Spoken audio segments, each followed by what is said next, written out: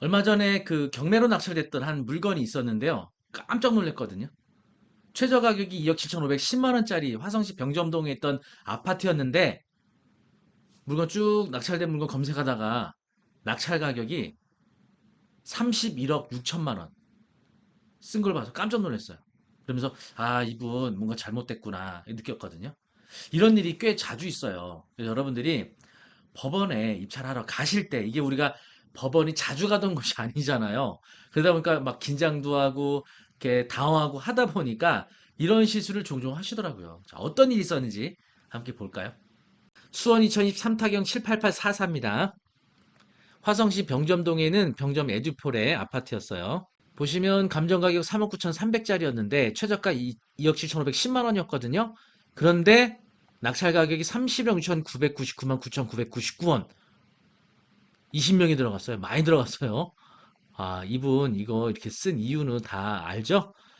입찰 가격 쓰실 때 입찰표에서 한 자리씩 앞당겨 쓰신 거예요, 이분이. 여러분 그 법원에 가시면 이렇게 세 개의 세트를 받으시죠. 요거 이제 입찰 보증금 봉투, 그리고 요거는 이제 입찰표, 그리고 여기 이제 모든 서류들이 같이 함께하는 입찰 봉투죠. 그런데 여기 이제 길 입찰표에 여기 보시면 입찰 가격 쓰르난이 있어요. 그 입찰 가격 쓰르난이 천억 단위부터 이렇게 쓰게 돼 있는데 아마도 이분이 여기 3억 억 단위 밑에서부터 써야 되는데 뭔가 긴장하셨는지 한 자리 앞당겨 쓰신 거죠. 31억. 좀 안타깝죠. 이게 한 번 잘못 쓰는 바람에.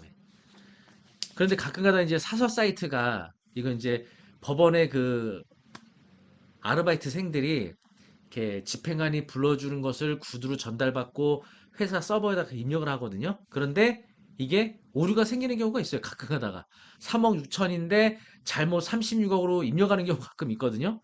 그래서 이 정확한 낙찰 가격에 대한 데이터는 법원 경매 정보 사이트를 직접 가봐야 돼요. 한번 가봤거든요.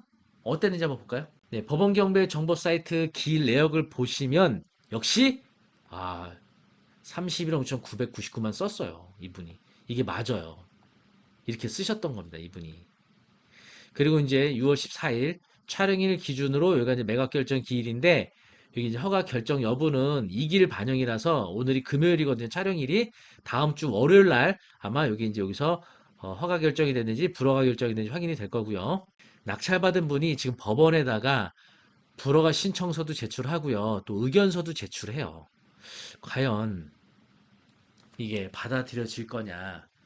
사실 이거 어렵습니다. 이에 관련된 법원 판례가 있거든요. 자, 2009마 252 결정인데요. 보시면 민사집행법에 의한 부동산 경매 절차에서는 민사집행법 제121조 각호 및 제124조 제1항에 규정된 사유가 아닌 이상 매각을 불허할 수 없고 최고가 매수 신고인이 착오로 자신이 본래 기재하려고 한 입찰 가격보다 높은 가격을 기재하였다는 사유는 민사집행법 제121조 각호 및 제124조 제1항이 어디에도 해당한다고 볼 수 없으므로 결국 그러한 사유로는 매각을 불허할 수 없다. 이런 사람이 워낙 많았던 거예요. 그래서 이와 관련된 항고 절차에서 대법원까지 가서 결정된 사항입니다. 그래서 많은 분들이 요거 이제 입찰표 쓸 때 절대 딴 생각하시면 안 돼요. 집중하셔서. 그리고 저도 이거 10년 넘게 하면서 늘 긴장합니다. 사실 긴장이 돼요. 그래서 이 입찰 봉투 안에다가 이제 이 입찰표 딱 넣을 때 다시 한번 확인해요. 혹시 빠뜨린 거 없나? 또는 잘못 쓴 거 없나? 그리고 보증 봉투 안에 정확하게 입찰 보증금 넣었나? 보증금 액수는 맞게 넣었나? 요거 꼼꼼히 확인합니다. 두 번, 세 번. 저희도. 그래서 제가 15년 동안 하면서 그런 어떤 실수가 한 번도 있었던 적이 없어요. 저도 15년 동안 하면서 긴장하니까 여러분들 당연히 각자 좀 주의하셔야겠죠. 네. 그리고 그냥 제 생각에는 이거 저희 홈페이지 같은데 카페 오시면은 요 양식이 있거든요. 한글 파일. 아예 집에서 워드로 딱 프린터로 출력해갖고 이거 다 입찰가격까지 입력하신 다음에 그리고 가져가세요. 물론 법원 가서 분위기 봐서 뭐 가격 결정하실 수도 있는데 사실 법원 가서 확인할 수 있는 건 아무것도 없어요. 법원 가서 사람이 막 바글바글대고 많다고 내 물건이 많이 들어오는 거 아니에요. 여러 물건이 진행하는데 누가 뭐 어떤 물건 들어온지 알아요? 알 수 없죠. 사전에 확인하는 거죠. 그래서 이제 이 특정 물건에 과연 사람이 얼마나 들어올 거냐에 대해서 많은 분들이 좀 궁금해하시는 분들이 있는데 뭐 아파트냐 상가냐 토지냐에 따라 좀 다를 수가 있는데 아파트 같은 경우는요 관리사무소를 통해서 미납 관리비 여부를 확인하거든요. 그러면서 최근에 경매건 때문에 관리사무소에 문의했던 사람들이 많았는지 적었는지 좀 요거로 좀 가늠을 해봐요. 물론 절대적이진 않습니다.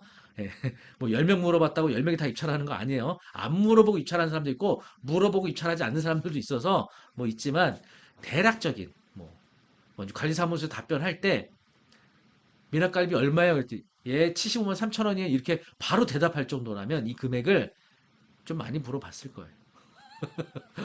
그런데 물어봤는데 잠시만요 하더니 막 전산을 확인해요. 그럼 이제 많이 이게 많냐 적냐 이거 기준 좀 다르겠지만 많지 않다라고 추정해 볼 수 있죠.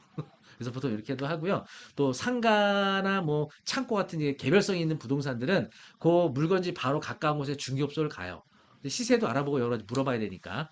그랬는데 경매건 때문에 물어보러 왔다고 했더니 중개사분이 굉장히 그 경매 물건에 대해서 친절하게 설명을 해준다?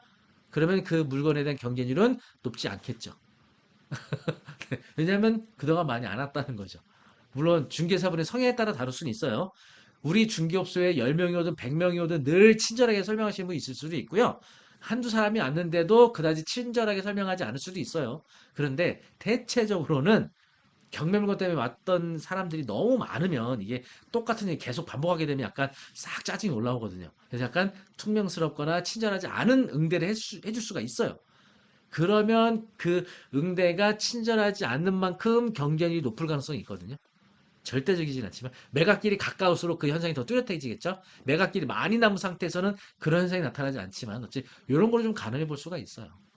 갑자기 저기 입찰표 얘기하다가 경쟁률 분석하는 이거 굉장히 영업 노하우인데 네, 우리 구독자분들께서 노하우를 하나 알려드렸습니다. 네.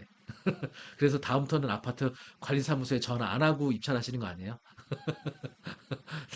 절대적이진 않고 뭐 이게 여러 변수도 많기 때문에 뭐 그것만 갖고 판단할 수 있는 건 아니에요. 그게 참고 사항 중 하나다 이렇게 볼 수가 있죠. 어쨌든 우리가 입찰을 하는 데 있어서 뭐 권리 분석도 중요하고 다양한 여러 가지 중요하지만 이런 이제 하나하나 사소한 것까지 되게 중요해요. 특히 뭐 대리 입찰이다. 그러면 꼭 인감 증명 누락하시는 분들이 있고요. 또 여기 이제 입찰표 뒷면에 보시면 위임장 작성하는 곳이 있는데 여기 반드시 그 본인 난에 인감 도장을 날인해야 되는데 인감 도장 날인 안 하거나 인감 도장이 아닌 일반 도장 날인하거나 그렇게 해서 무효되는 분들도 많아요. 그리고 또 입찰표에 이 사건 번호표 물건 번호 쓰는 난이 있거든요. 물건 번호는 뭐냐면 이 채무자가 여러 개 부동산을 소유하고 있었는데 경매 신청하는 채권자가 그 채무자 소유 다수 부동산을 경매 신청하게 되면 사건 번호는 동일한데 각 그 물건별로 물건 번호가 부여가 돼요. 그럴 때는 반드시 내가 낙찰받고자 하는 물건에 사건 번호와 함께 정확한 물건 번호까지 기입해 주셔야 돼요. 그래야 내가 원하는 거 딱 낙찰받는 거죠. 물건 번호가 있는 사건인데 작성 안 하면 무효. 물건 번호가 있는데 엉뚱한 거 쓰면 엉뚱한 거 낙찰 받는 겁니다. 네, 그래서 정신 바짝 차리셔야 돼요. 이게 수기로 하는 거다 보니까 좀 이런 주의사항이 필요해요. 여러분들이 사전에 차라리 법원 가서만 이거 입찰비 받아갖고 막 5분 남았습니다, 10분 남았습니다. 그 멘트들은 막 긴장된단 말이에요. 실수하게 되고. 그러니까 집에서 그냥 편안하게 이거 한글 파일 다운로드 받으신 다음에 집에서 아예 프린터로 입력해갖고 출력해서 가져가세요. 그럼 집에서 차분한 마음으로 확인하고 만들 수 있잖아요. 제 생각엔 그렇게 하시는 게 낫지 않을까 생각이 듭니다. 어쨌든 오늘 안타까운 일인데 최저가 2억 7,500짜리를 30일 5,900을 쓰셨는데 아마 이분은 3억 1천 쓰려고 하셨겠죠. 이거 사실은 뭐 불허가 신청도 아마 안 받아들여질 거고 허가 결정에 대해서 항고를 뭐 해볼 수는 있지만 항고 재판부에서 역시 이것도 인용해 줄 수는 없을 거예요. 왜냐면 대법원에 확정된 결정 사항이 있으니까. 그래서 참 안타깝습니다. 결국은 이 입찰보증 돌려받을 수 있는 방법은 이 경매 물건이 취하돼야 돼요. 취하되면 돌려받아요. 입찰보증금이 2,751만 원이거든요. 근데 취하를 하려면 채무자가 채권자의 채무 변제를 해야 되거든요. 근데 이제 그걸 해결하지 못했으니까 경매를 하는데 낙찰자가 채무자와 협의해서 이거를 뭔가 취하시킬 방법을 찾는다? 이거 쉽지는 않죠. 어쨌든 좀 안타까운 일이에요. 그래서 여러분들이 법원 경매 너무 쉽게만 보지 마시고 권리 분석도 잘 하셔야 되고 물건 시세 분석도 잘 하셔야 되는데 법원 가서 입찰표 작성하고 제출하고 또 대리 입찰, 공동 입찰, 법인 명의 입찰 요거에 따라 다 서류가 다르고 해요. 요거 사전에 충분히 숙지하시고 특히 이제 제가 아주 오래전에 최근 다시 좀 업데이트 좀 하긴 해야 될 것 같아요. 제가 유튜브 초창기 2019년도, 2020년도에 입찰표 뭐 쓰는 방법, 개인 명의, 대리 입찰, 법인 명의 뭐 이거 다 제가 영상으로 촬영한 내용이 있는데 뭐 그거 보셔도 되는데 제가 한번 새롭게 업데이트한 영상 올려드리도록 할게요. 한번. 그래서 그런 거 참고하셔갖고 절대 이런 사소한 일로 이런 보증금을 날리는 일이 없기를 바라겠습니다. 그래서 경매에서는 이런 사소한 것도 되게 중요하고요. 또 권리 분석도 되게 중요해요. 그래서 오늘 이제 경매 물건 소개해 드렸는데 저희가 6월 18일 화요일 날 저녁 6시 40분에 온라인으로 공부하는 온비드 공매 개강을 할 거거든요. 그래서 온비드 공매하는데 그게 막상 뭔지 모르시거나 공매하면 명도가 어렵잖아요 라고만 알고 계시거나 확실하게 깨트릴 수 있는 공매를 공부하실 수 있어요. 저랑. 그래서 저 같은 경우는 이제 작년 한 해 동안 캠코하고 함께 서울, 부산, 대전, 대구, 광주 5대 관광시 공매 콘서트 제가 진행을 하고 또 올해도 6월 26일 수요일 날 양재 ATT 센터에서 올해 첫 공매 콘서트도 준비를 하고 있습니다. 그래서 어쨌든 뭐 그런 간단한 이제 소개 정도만 들으실 수 있는 내용이니까 공매에 대해서 좀 제대로 공부하고 싶다 하시는 분들은 저희 피레드 원격 평생 교육원에서 진행하는 실시간 온라인 공부 해보시기 바라겠어요. 수강 신청하는 방법 아래 링크 올려드릴게요. 네, 어쨌든 오늘 이런 내용 전해드렸는데 여러분 절대 이런 사소한 실수라도 하지 않기를 바라면서 다음에 더 좋은 유익한 내용으로 찾아뵙겠습니다. 감사합니다.